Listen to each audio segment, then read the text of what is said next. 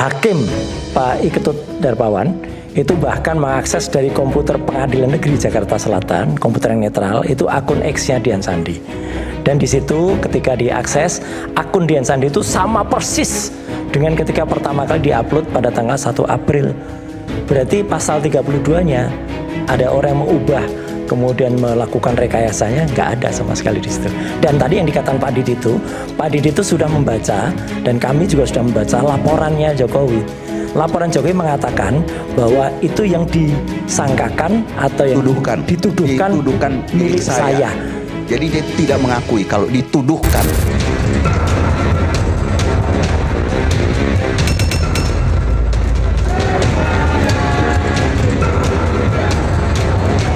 Tujuan kita sama, untuk membongkar kezaliman, membongkar kejahatan, termasuk salah satunya adalah ijazahnya Jokowi.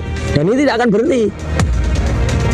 Tidak ada lagi pernah kelihatan Roy Suryo membawa kertas error level analisis ya yang dia lakukan, terus ditunjukkan foto dari ijazah Pak Jokowi itu 99,9% palsu tanpa argumentasi ilmiah.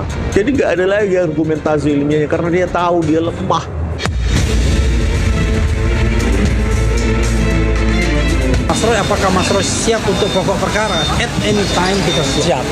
Ya, ini adalah the lawyer's way untuk mencari jalan agar kemudian Mas Roy ringan, ya, kemudian ringan langkahnya ketika harus berhadapan dengan pokok perkara.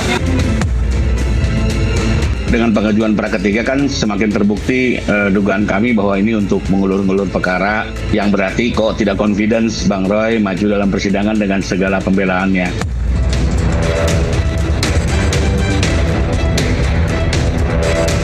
Betapa enggannya, betapa tidak maunya jaksa penuntut umum menyerahkan berita acara BAP dari ahli ya sebanyak 26 orang ahli, yaitu ahli dari Polda Metro Jaya dan 4 orang ahli digital forensik. Mempersiapkan diri dan rekan-rekan saya seangkatan.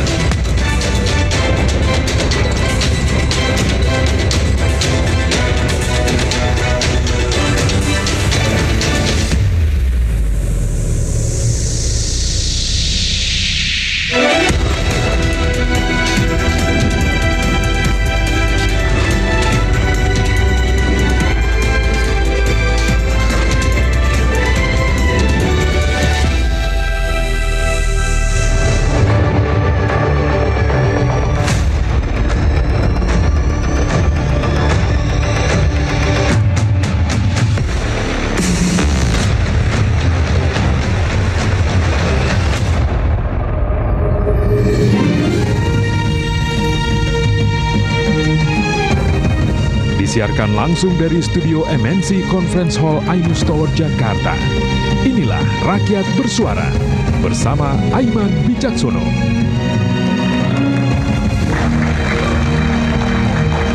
Dua orang yang pernah berkawan kini menjadi lawan dan kembali berhadapan secara hukum di panggung Rakyat Bersuara. Roy Suryo dan Rismond Hasyiholan Sianipar kembali akan beradu opini dan bukti mengungkap keaslian ijazah Jokowi. Dan ini pertama kali eksklusif setelah kemudian Bung Rismond menerbitkan bukunya yang terbaru. Nanti saya akan panggilkan narasumber saya yang istimewa pada malam hari ini, pakar telematika sekaligus tersangka fitnah ijazah Jokowi, Roy Suryo. Bung Roy, selamat malam.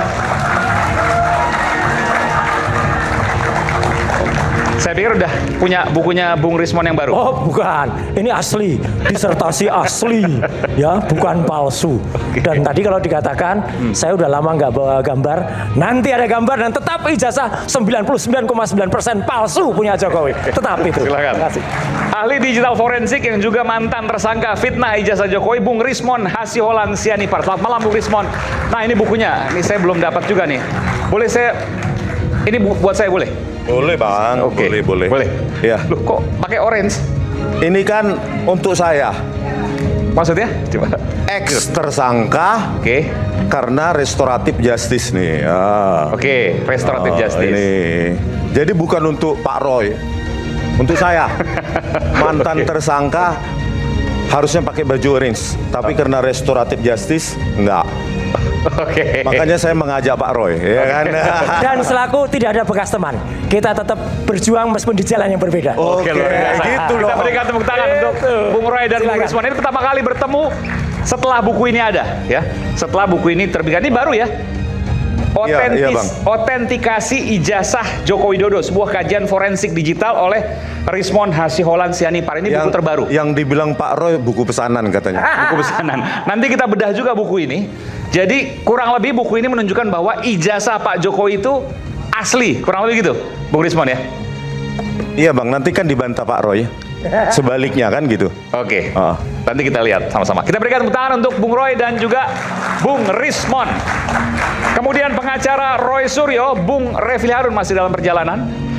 Pengacara Presiden ke-7 RI Joko Widodo, Profesor Firman Pangaribuan. Selamat malam, Bung Firman.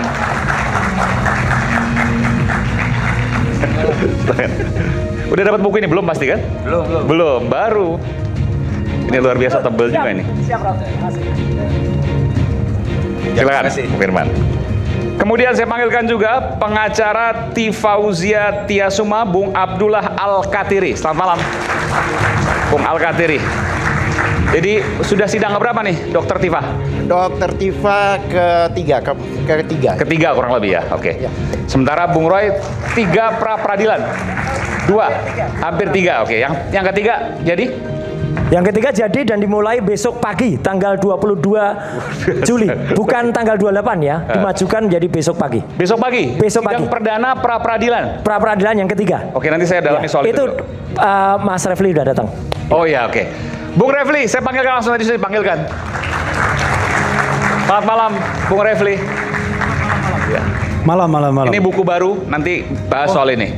Dari Buku apa Bung itu? Rismon. Otentikasi ijazah Joko Widodo. Ini buku atau pesanan ini? Silakan di bawah. Oh, di bawah. Kemudian pengacara Bung Rismon Sianipar, Bung Jahmada Girsang. Ini saya pikir tadi Jampitsus atau apa ini? Hah? Mirip loh, enggak serius. Ini warnanya mirip. Ini juga mirip. Gimana Mas? Bukan Aiman yang ganteng. Jadi ini seragam pribadi aja. Oke. Tapi Pradi begini Bang, warnanya. Pradi, aku kebetulan salah satu komite di Pradi Suara Advokat Indonesia. Oke. Di komite saya sarankan seragamnya begini. Oh. Pradi Suara Advokat Indonesia. Mirip sama kejaksaan dong kalau gini. Oh, nggak apa-apa, mirip-mirip nggak apa-apa kan? Analog gitu loh. Analog, oke. Silakan, Ya. beri bawah aja, Pak. Di bawah. Oke. Terima kasih, kita berikan tangan untuk narasumber kita dan juga bersama dengan para mahasiswa, 2 ahli pidana, pakar hukum pidana Profesor Erdianto Effendi. Selamat malam, Prof. Salah satu yang kemudian juga hadir pada saat pra-peradilan, dan juga pakar hukum pidana Bung Didit Wijayanto Wijaya. Selamat malam, Bung Didit. Baik, saya ke Mas Roy dulu sebelum ke Bung Rismon. Boleh? Rismon dulu aja. Soal Kan pra-peradilan yang katanya mau pamer buku. Pak Roy dulu lah. Ya, Pak Rismon dulu lah. Yang paling pakar kan. Yaudah, oke, karena saya pegang buku, saya ke Bung Rismon. Bung Rismon, ceritakan kepada publik apa intisari dari buku setebal berapa ini? Sampai 700 halaman lebih. Iya. 706, oh luar. 710 kurang lebih. Sebelum ke situ bisa saya? Boleh, silakan. Jadi apa yang dibantah selama ini menurut saya ada penyesatan publik ya, bahwa yang diupload Dian Sandi Utama bahwa dialah pemilik data. Nah ini penyesatan publik. Dalam rezim digital itu ada kepemilikan itu dikategorikan dari beberapa. Yang pertama adalah data owner, pemilik data. Artinya apa? Informasi yang terkait di dalam objek digital itu terkait si pemilik data. Karena tertulis Joko Widodo, nomor induk mahasiswanya, tanggal lahir, UGM, bla bla bla. Maka pemilik datanya adalah Pak Jokowi. Yang kedua, ada media owner. Di mana dia disimpan? Bisa di flash disk, bisa di cloud, bisa di memory card. Dalam hal ini, ya server X. Karena Dian Sandi Utama menguploadnya ke X, maka media ownernya adalah X. Itu yang kedua, kategori kedua. Yang ketiga, saya ingatnya cuma beberapa ya. Yang ketiga adalah file creator, si pencipta file. Siapa pencipta file dan dengan cara apa? Misalnya dipoto, di scan atau lainnya. Maka nanti di sidang akan ditanyakan kepada Dian Sandi, siapa si pencipta filenya? Lewat apa? Kamera kah? Scan kah? Nah itu. Baru yang terakhir yang saya ingat ya adalah uploader atau distributor. Disitulah peran dari Dian Sandi.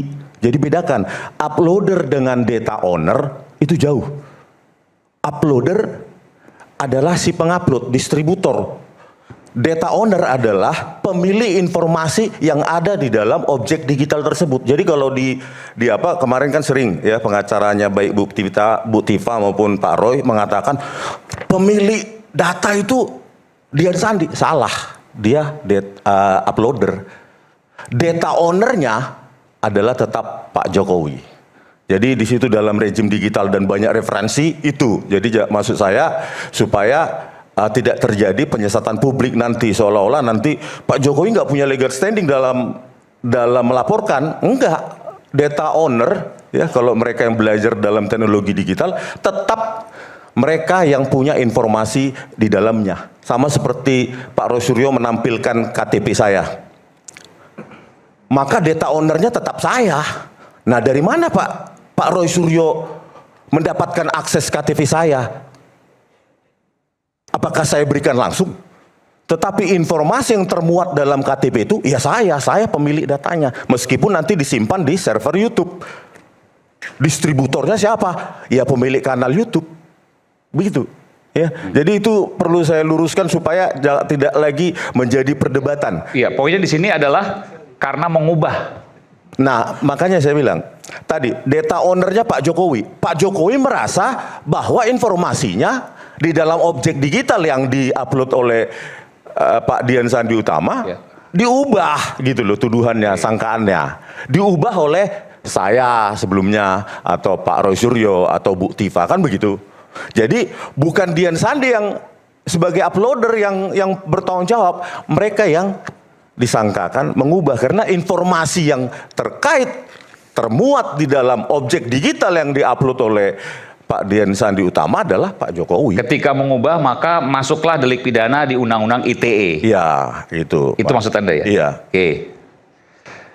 Tapi itu diyakini bahwa punya Pak Jokowi ijazah yang diupload Dian Sandi. Informasi kan terkait dengan Pak Jokowi nih. Ada di foto ijazah itu yang diupload oleh Pak Dian Sandi Utama itu kan Joko Widodo. Tapi kan undang-undang ITE mengubah dokumen asli. Apakah kemudian itu dokumen asli? Bukan objek digitalnya, Bang. Informasi yang kok ketawa sih? Enggak bagus ini menertawakan. Saya sedang serius. Boleh, gitu saya kasih kesempatan. Jangan, kan belum tahu Pak. Ya, Pak Didit ya.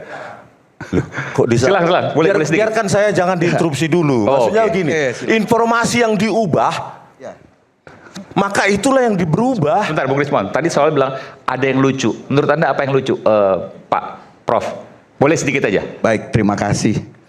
Saya melihat begini, kita bicara soal hukum. Iya. Kita bicara soal ITE. Tapi Bung Rismon ini sudah mengaplikasikan ITE dan hukum. Ranahnya bukan dia. Nah, coba lihat dulu laporan Pak Jokowi. Yang dituduhkan milik saya. Dia tidak mengakui. Baca dulu laporan polisinya. Saya sudah baca. Makanya saya ketawa. Jadi dokumen itu tidak diakui oleh Pak Jokowi, tapi dikatakan yang dituduhkan milik saya. Baca dulu. Ini yang Dian Sandi maksudnya ya? Jadi Pak Jokowi bikin laporan polisi. Oke, betul. Dia menyatakan dokumen itu yang dituduhkan milik dia. Nah, yang kedua, tadi uploadernya siapa? Dian Sandi. Dian Sandi. Lah, pasal 32 ayat 1 harus mentransmisikan. Siapa yang mentransmisikan? Di situ. Ya, ketika saya jelaskan kepada penyidik waktu itu. Makanya saya ketawa. Ini uploader, ya uploader yang kena harusnya. Bahwa kemudian itu diubah-ubah dan kemudian ada delik pidananya? Tidak ada saksi satupun yang menyatakan bahwa Mas Roy dan Bung Rismon ataupun Dr. Tifa pernah merubah-rubah. Tidak ada Tapi satupun ahli. Melakukan penelitian di sana. Makanya saya bilang, ini dirubahnya di mana? Kalau kita melihat akun X, masih ada. Kemarin di persidangan dilihat. Jadi tidak dirubah. Siapa yang merubah? Oke. Itulah yang saya ketawa gitu loh. Jadi jangan mencampur adukan masalah ITE dengan pidananya. Ya kan? Garis bawahnya siapa yang mengubah? Toh masih asli, begitu Anda mau mengatakan itu kan? Tidak ada yang berubah. Dan yang menguploader satu-satunya cuma Dian Sandi. Itu. Kemarin itu Mas Aiman pada sidang praper yang kedua, Hakim Pak Iketut Darpawan itu bahkan mengakses dari komputer Pengadilan Negeri Jakarta Selatan, komputer yang netral, itu akun X-nya Dian Sandi. Dan di situ ketika diakses, akun Dian Sandi itu sama persis dengan ketika pertama kali diupload pada tanggal 1 April. Berarti pasal 32-nya ada orang yang mengubah kemudian melakukan rekayasanya, nggak ada sama sekali di situ. Dan tadi yang dikatakan Pak Didi itu sudah membaca dan kami juga sudah membaca laporannya Jokowi. Laporan Jokowi mengatakan bahwa itu yang disangkakan atau yang dituduhkan milik saya. Jadi dia tidak mengakui kalau dituduhkan itu. Kata-kata hukum tuh penting sekali. Yang dituduhkan. Artinya apa? Artinya bukan milik Jokowi. Dia nggak mengakui. Dituduhkan milik Jokowi. Iya. Yang dituduhkan milik saya. Laporannya tolong dibaca gitu loh ya. Saya mengkajinya dari sisi hukum, gak bisa diaplikasi langsung dengan penerapan ITE gitu. Oke. Gak bisa. Silakan Bung Rismon. Ya saya nggak bicara tentang hukum. Saya bicara tentang ya teknologi IT, Pak. Kan ntar dulu, Pak. Penyimpangan yang menurut saya penyesatan publik adalah ketika dikatakan bahwa objek digital itu yang diupload Dian Sandi adalah milik Dian Sandi. Tidak. Di dalam teknologi informasi yang termuat, informasi yang termuat di dalam objek digital itu, itulah si pemilik.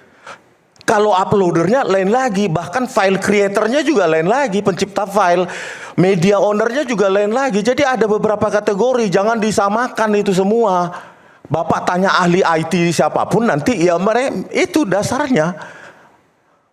Data owner tidak sama dengan uploader, dengan media owner, dengan file creator dan lainnya, banyak kategori yang saya juga lupa gitu loh. Jadi artinya ya nanti silahkan diperdebatkan nanti di persidangan apakah nanti si pemilik terjadi perubahan yang dilakukan Pak Roy Suryo dan Bu Tifa. Nah, satu itu. Yang kedua adalah di dalam dunia digital itu dikenal dengan replikasi. Ya, replikasi itu bahwa penggandaan.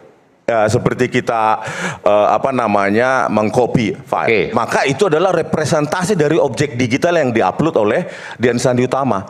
Pertanyaannya, ketika kita mengubah atau dalam tanda kutip memanipulasi secara digital replikasi dari objek digital yang diupload oleh Dian Sandi Utama untuk mendukung formula kita bahwa itu asli atau palsu, itu juga secara teknologi informasi kita memanipulasi secara digital karena replikasi gitu loh. Jadi bukan berarti apa yang dipahami bahwa yang diupload itu nggak berubah, tetapi yang replikasinya hasil download, hasil copy dan segala macam untuk mendukung misalnya hipotesa kita, maka itu juga dikategorikan dalam hal manipulasi.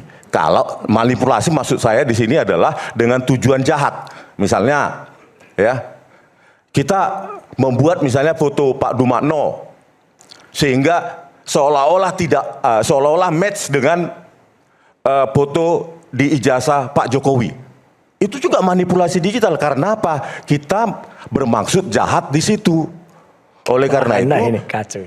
Saya menginginkan, walaupun produk aslinya nggak berubah, itu namanya replikasi, Bang. Betul. Jadi duplikatnya yang dilakukan manipulasi digital lah. Karena itu representasi daripada yang aslinya 100% itu.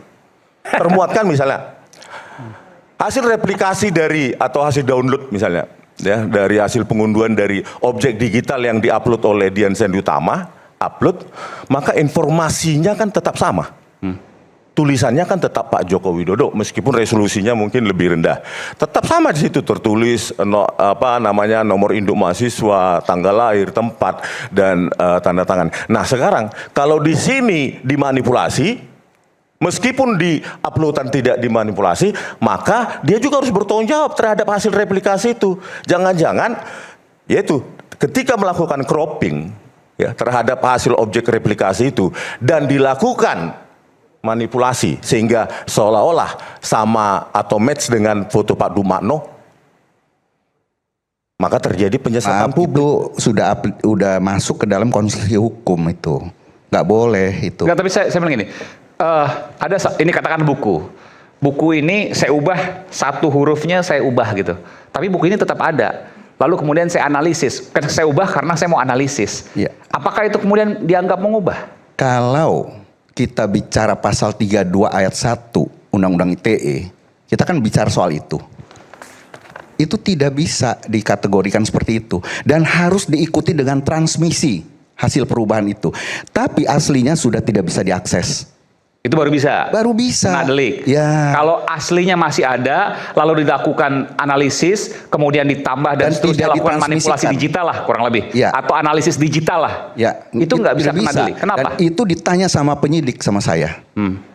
Apakah boleh ada orang mengaku sebagai peneliti, kemudian melakukan penelitian atas dokumen elektronik atau whatever, dia bilang, kemudian dinyatakan bahwa itu adalah 99,9% palsu. Itu di perkara pokok, saya menjadi ahli. Oke. Saya bilang begini, Anda kalau bicara soal pidana, Anda harus bicara soal azas legalitas. Ya, jadi azas legalitas itu ada aturan yang melarang? Tidak. Coba, nggak ada, dia bilang. Ya sudah, jangan tanyakan lagi. Apakah boleh atau tidak? Jadi kalau jawabannya boleh. Bukan boleh, tidak ada aturan yang melarang. Tidak ada hukum yang akan menindaknya. Ya, jadi kita jangan salah, kita bicara tadi segala sesuatu. Oke, Bung Rismon saya hargai kalau bicara soal ITE. Tetapi ketika dia sudah bicara, oh ini maksudnya begini, harusnya dimintai pertanggungjawab, itu hati-hati, sudah masuk ranah hukum. Tidak bisa. Jadi saya kemarin jadi ahli, dan kemarin ada saksi yang dihadirkan. Saksi itu pernah kena pasal 32 ayat 1. Soal pengubahan tadi itu ya? Soal itu. Dan saksi tersebut bebas. Saya jadi ahlinya waktu itu. Dan sampai Mahkamah Agung. Nggak pakai macam-macam ya. Saksi kok bebas? Saksi bukan. Pasti bebas? Kemarin saksi di perkara pra-peradilan, dia dulu pernah tersangka. Menjadi terdakwa. Sempat jadi tersangka. Menjadi terdakwa. Terdakwa bahkan, oke. Yes. Ditahan di Polda Metro. Ya. Tetapi akhirnya bebas. Dan dia bilang, kalau saya tahu bahwa bisa pra-peradilan, saya akan lakukan pra-peradilan. Dia bilang begitu. Ahlinya dia bilang saya waktu itu. Oke. Sedikit lagi Bang. Oh, oke. Ya, tentang replikasi ya Pak Didit. Ada seseorang melaporkan saya dengan video AI generated. Oke. Dia manipulasi, padahal itu hasil replikasi atau hasil download dari sebuah video di kanal saya, Baligi Academy. Terus dimanipulasi. Padahal tetap bisa diakses itu video saya yang asli. Dan hasil manipulasi itu AI generated, seolah-olah saya mengatakan menuduh figur publik itu membiayain segala macam 5 miliar. Ya. Kalau argumentasi Pak Didit bahwa oh video yang ada ini bisa diakses, tidak berubah. Tetapi lihat hasil cloningan itu dipakai, dimanipulasi untuk kepentingan dia. Bisa nggak itu dikenakan pasal undang-undang ITE? Bisa. Ya, tapi bukan 32. Maksud saya gitu. Tapi rezim cloning, rezim replikasi. Bukan 32 ayat 1. Ya, jadi salah kalau kita bilang ITE itu terlalu gamblang. Jadi kita bicara itu soal kalau diubah untuk kepentingan yang bersangkutan, pasal berapa? Diubah untuk kepentingan yang bersangkutan menjadi asli 35. Bukan menjadi asli, untuk menganalisis bahwa dibuktikan bahwa itu palsu. Oh, jadi begini, kalau seandainya kita mengambil satu gambar di website atau dimanapun, ya, kemudian kita ubah, tapi kita tidak mengakses sistem komputernya yang akun X misalnya. Berarti kan aslinya masih ada. Oke. Nah, kemudian kita cloning, kita robah-robah. Oke. Misalnya, kemudian kita transmisikan. Oke. Nah, itu pasalnya beda. Pasal berapa itu? Pasalnya itu pencemaran nama baik atau fitnah. Oke, bukan Ya. pengubahan dokumen digital. Bukan, dia harus merubah sistem elektroniknya. Bang Aiman, Gitu. aku interupsi Silakan. dulu. Ya. Jadi Oke. Saya kira gantian ya. Ya. Pertama, terima kasih Bung Aiman sama semua narsum, semua profesor yang hadir di sini. Saya mengatakan begini, topik dari acara kita adalah ada bukti. Jadi kalau di sesi pertama kita udah lari ke 3-2-1, menurut saya nggak fokus. Tapi nggak apa-apa, namanya juga rakyat bersuara. Tapi Prof. Didit Wijayanto, ya dokter ya, belum Prof ya. Saya kadang-kadang dokter pun saya panggil Prof kalau itu elegan. Begini menurut saya, jadi saya tidak keberatan bahwa Dokter Didit tarik langsung ke 321. Tapi Rismon ini sedang presentasi tentang bukti bahwa dia sudah membuat buku baru autentikasi ijazah Pak Joko Widodo. Seharusnya kita berikan dulu kesempatan ke dia. Jadi jangan langsung dikat. Tapi sekalipun begitu, sebentar Pak Didit, sebentar, gantian bicara. Sekalipun begitu, 321 menurut saya juga kita jangan potong-potong. Jadi di situ ada menyembunyikan dan ada kata barang milik orang lain. Jadi jangan dipotong-potong. Kalau kita mau tarung di ayat itu juga nggak apa-apa. Kedua, apapun yang kita katakan sekarang, status dari Mas Roy ini sudah tersangka. Bahkan sudah 2 kali mengajukan prapit. Jadi kalau kita bicara ini, ya nanti penyidik yang sudah menyerahkan berkas bahkan ke kejaksaan ke pengadilan, nanti sana tarungnya. Kenapa penyidik atau jaksa mengakui itu 321 dan 35 itu menjadi dakwaan? Jadi kalau di sini perdebatannya menurut saya tidak pada tempatnya. Tapi sekalipun begitu ya kembali rakyat bersuara kita hargai. Sekali lagi saya katakan di situ di pasal 321 bukan hanya memanipulasi, mengedit segala macam, menyembunyikan barang orang lain. Sekarang saya lanjutkan. Apa yang dilakukan oleh Mas Roy Suryo selama ini? Bahwa ijazah ini adalah 99% palsu. Ijazah Pak Jokowi maksudnya. Langsunglah saya melompat ke Tifa. 6 spesimen ijazah ini adalah menunjukkan bahwa ijazah Pak Jokowi palsu. Jadi menurut saya begini, kita harus pahami secara luas. Yang dibicarakan di situ milik orang lain, sekalipun sumbernya dari Dian Sandi. Tadi katakan apakah mengedit, memanipulasi, tapi dibicarakan itu milik orang lain. Kalau milik diri sendiri nggak masalah, Bang Aiman. Milik orang lain loh. Dan nama Pak Jokowi itu udah tersebar ya 2 tahun terakhir inilah. Diolok-olok, dihina, sehina-hinanya segala macam. Itu yang dia keberatan, makanya 30 April dia mungkin pengaduan. Pengaduan itu menurut pasal 116 kalau nggak salah itu, dia berhak juga menelusuri ke sana, memerintahkan, meminta bahkan penjelasan dari pengaduan itu. Beda dengan laporan. Jadi menurut saya ya Dr. Didit Wijayanto, saya kira kita sama-sama orang hukum kok.